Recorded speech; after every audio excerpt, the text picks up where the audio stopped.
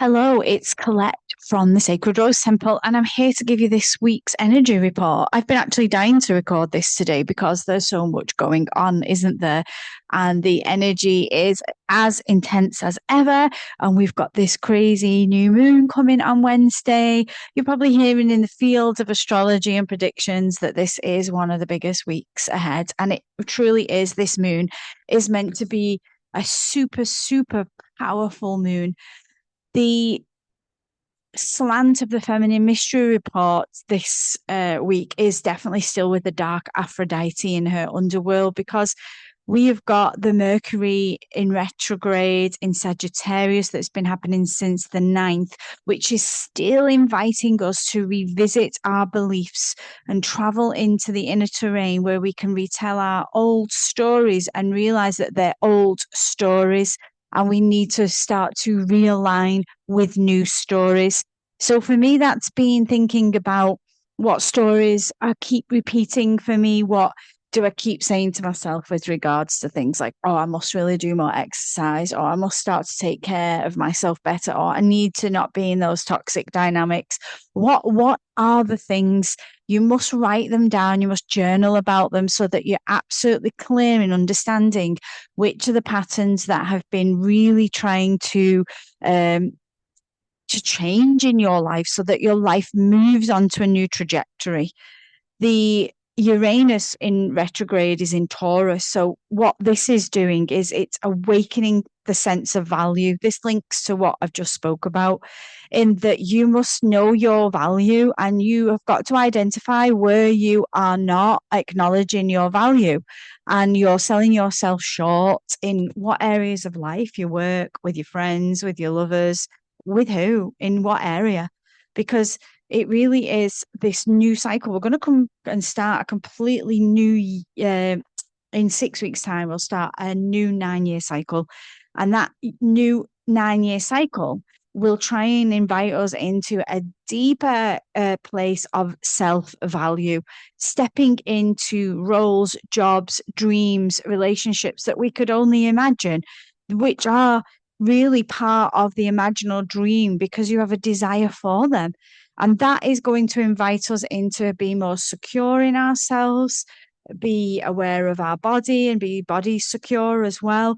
And noticing where these areas where we're not secure, where we don't value, where we're not paying attention and care to our body, where we need to change. So this has involved a new gym regime for me, just starting to support myself as I enter into the middle years, and things like, dynamics of relations, like what do I want, what I'm prepared to put up with. Well, nothing. I'm not prepared to put up with anything.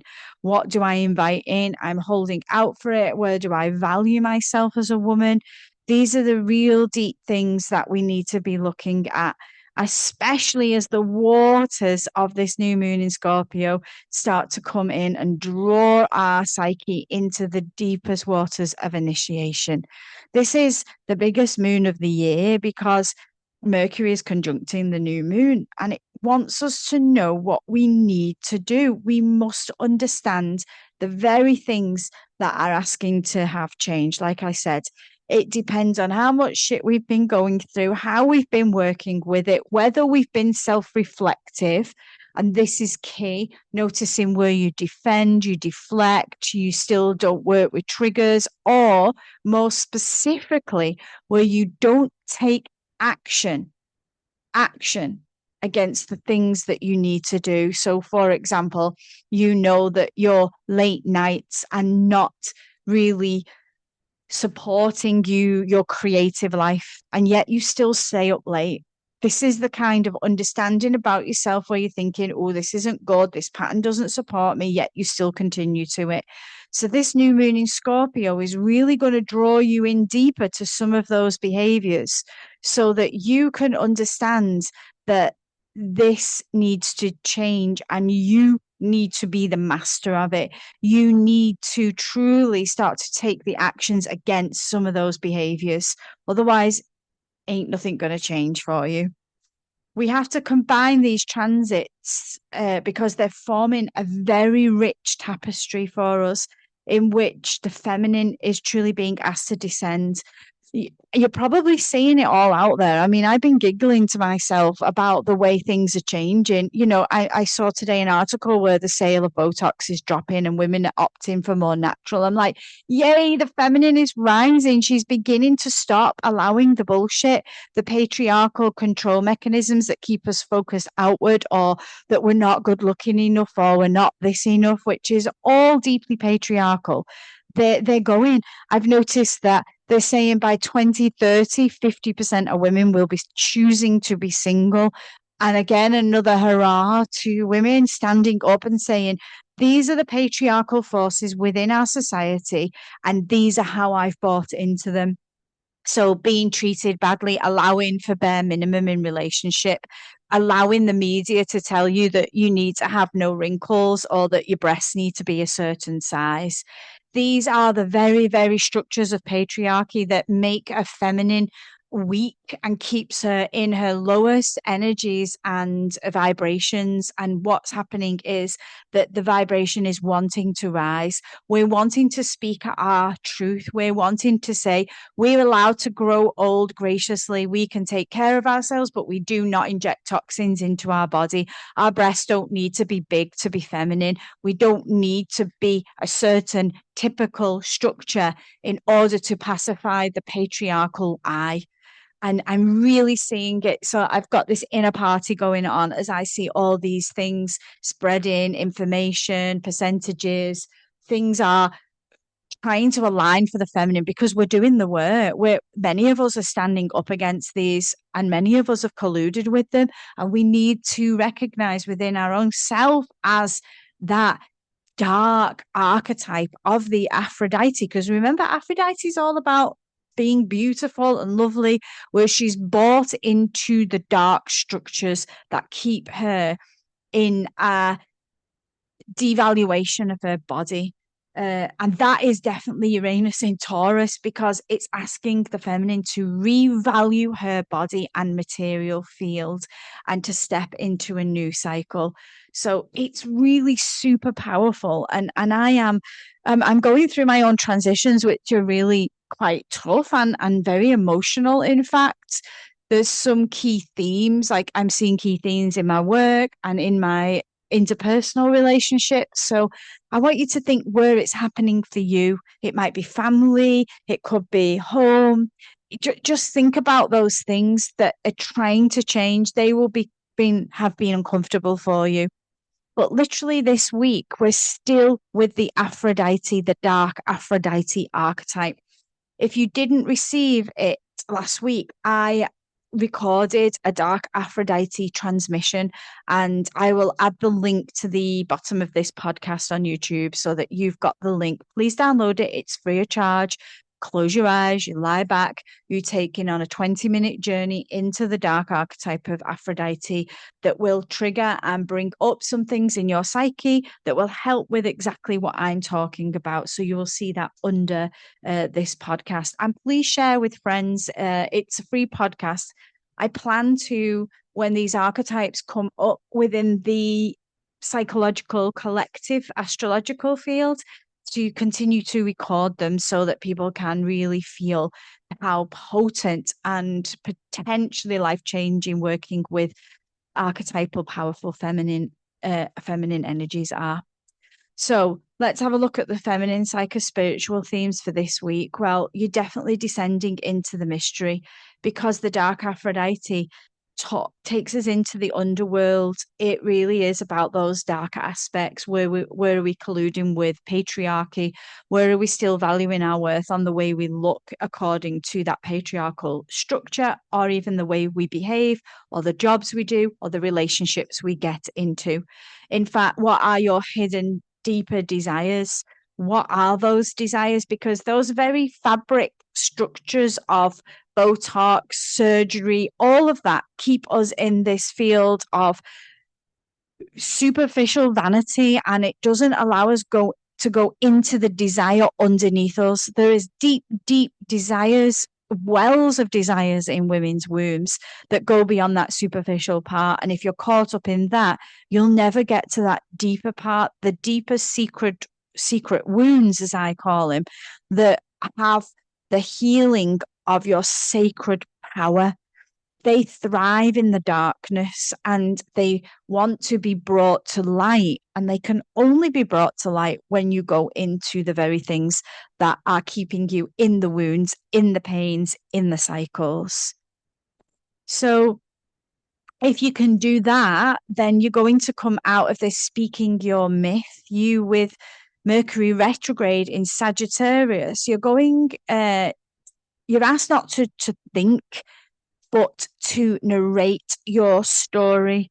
So we can live in the thought process all the time, but if we're narrating it, we're actually in control of it. We're steering it one way, we're making the decisions, we're taking the different actions.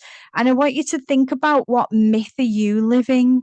What truth have you refrained from saying? So some myths really speak to us, and I do this within the remit of my women's groups. We look at the most potent myth that captivated us as a child, and we look into why that myth captivated us, because if we place ourselves as the heroine or hero within that myth, we will find some similarities.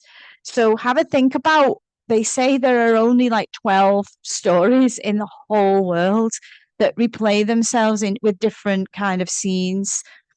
So it's good to know which hero or heroine's journey you're on and what it looks like, because then you know which way to steer, which way to avoid, and what you are challenged about. So it's really important to feel the myth. And that's why I've introduced the dark Aphrodite and the archetypes, because they're vital for us understanding our myth. Also, as I've touched on, Uranus in Taurus stirs the ground beneath the feet of the body temple. And it's asking you to reevaluate yourself and your body. I've been working on this, as I said, trying to just do more strength training, doing stretch, really sinking into my yoga, really feeling how I'm feeding my body, nurturing my body, and, where am I still under the grips of the patriarchy with that? I'm really trying to work outside of that. And that will ask us to really just address our body issues, our body dislikes, where we're very critical of ourselves, where could we be more loving of ourselves, especially in the field of Aphrodite, who's this sensual, voluptuous, beautiful woman, and feeling how we moved from honoring Venus and the goddess type figures as these voluptuous, curvy women. And now we're going into spaces where we have horrible, like 90 heroin chic, and then we've got like crazy BBL society now. It's all part of that deep patriarchal impulse that shocks through the feminine and makes them more focused on these surface level things than what actually is important. How do you honor your sensuality? How do you allow your sensuality through your body? It's not based on the size of your waist or the size of your length of your legs. Your sensuality is inside your womb. It's an energy, it's a frequency. And what resources have you got to help you tap into those deeper resources in you? This is big energy for us women. We are naturally spiritual, sensual beings. And what blocks us from that? I think it's really important when we're talking about this kind of beautiful energy we have, to acknowledge why the world tried to curtail it and why we ourselves have curtailed it. We are part of patriarchy.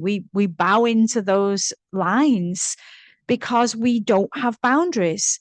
Where are our boundaries? I will not watch social media where it's all indoctrinated by filters and falseness anywhere. Where can I rebel against this field that's happening that is wanting to bring down the feminine? And where do I, as a woman, step up and say no? But not just saying no, just not shouting about it, but actually doing it and living by those rules.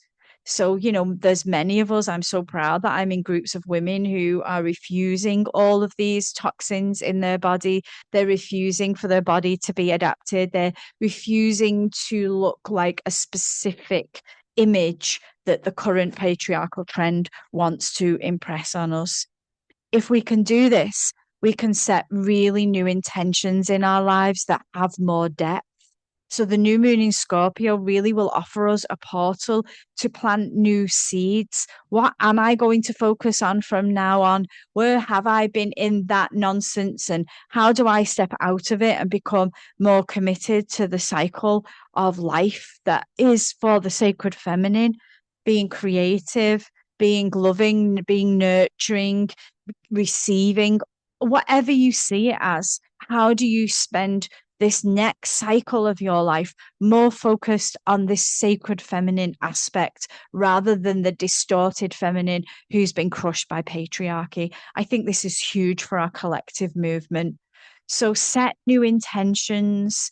These seeds are born of your shadows. Don't forget, we need to commit to the sacred cycle, knowing that there's death and rebirth, and to align not just to what we want, but to who we fundamentally are underneath all of what's happened to us, all of that has been repressed and pushed on us. How can we break free from this? I think it's super important. There are many parts to this week, and as you know, I post several things in the week just to keep building on this podcast. But this is really calling you into a sacred spiral of descent, of voice and renewal. The dark Aphrodite is whispering to our womb and in our heart to embrace what we've been hiding, to embrace those very places that have been dealt this oppression, and to speak without hesitation about it and own it and share it and rise in that, and then say, this is who I'm going to become outside of the oppression. This is not a week that we're going to rush through that. It's a week where we feel the undercurrent of those dark waters, and that the body is the vessel of transformation.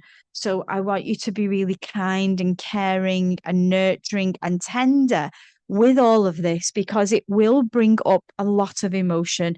It will bring up a lot of feelings of where you have settled for less, where you have repressed, where you have been tortured by certain conditions that have made you act and do certain things. So really, really be kind, bow into your tenderness here, and remember that you are the mythical, magical, sacred feminine who is being reborn. Aphrodite was born from, you know the story of her chopped off father's penis and semen in the sea. She came from the froth of that.